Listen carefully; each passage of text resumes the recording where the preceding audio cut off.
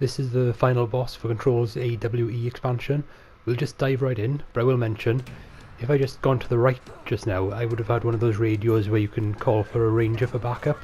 I didn't know that until I went back to this room afterwards, but yeah, they're usually helpful, so I'd advise doing that, but I'm going solo for this one. Now, I found this to be one of the hardest boss fights in the game. You wouldn't know that from looking at this, because this is going to make it look really, really easy, but I'll get to why. A little later on I'll explain what the difference is. But at the moment, as you can see, he doesn't look like much of a threat. I mean, after giving you a lot of problems in the dark puzzle segment throughout the game, where he's really scary as a monster, here he's just sort of quite pathetic and shriveled, and you just lay into him. The way that I've gone into this first section is like that, just going all out. But really, at this point, it doesn't really matter, because once his health gets to almost nothing, he'll do this. He'll undo some of your progress from the puzzle from just before this fight, and you'll have to basically redo half of it again. You're going to have to find the spots where the lights have fallen out and throw them back into the sockets.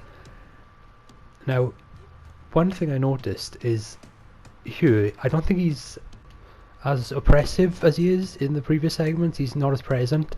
I think he's basically licking his wounds. You've just thrown everything at him, and whereas usually if you venture into dark for too long, you're in trouble. Here he only really seems to go for you if you levitate and sort of make yourself a target. He'll also throw his cronies at you, as you can tell. I think I missed quite a bit here, because you just have it hammered into you so much to stay in the light that you don't want to venture out of it at all. But what I found here is, once you've identified the parts that need to be plugged back in, stay on the floor. It's, as I say, he's not so much a threat on the ground as he usually is, but if you try to fly there, then once you're in the air for a few seconds, there's a good chance he's going to throw something at you and take like half your health off in one hit. Now, the reason I said this fight was really tough was because once you get this done now, and you get to fight him again, he will do the same thing. He will turn the lights out and get all his health back, and his cronies become tougher and tougher each time. But here's the difference, and this is the best tip I can give: do not relent at this point. Just lay into him with everything you've got, the hardest hits you can. If he knocks some health off, don't worry. Just try and avoid it if he teleports and tries to grab you, because I think that move where he turns the lights off again, makes you redo the puzzle and regenerates health, is random. I've had him do it at the beginning of the battle, close to the end. I had him do it 4 times once, but there you go. Make that section of the fight as short as possible. Do not give him the chance to do it.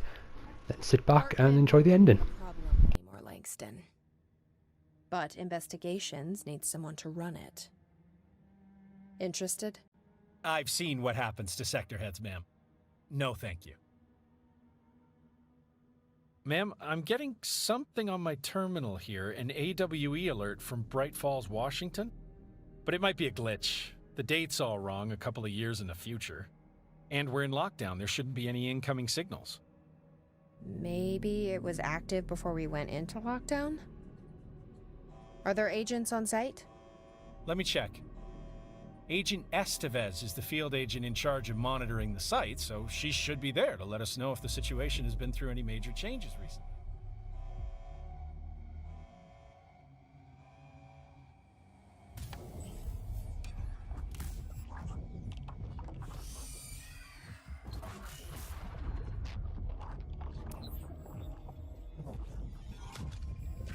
Things set in motion. If the alarm's true, then so is the reason for the alarm. The effect must follow the cause. It's happening again. A return.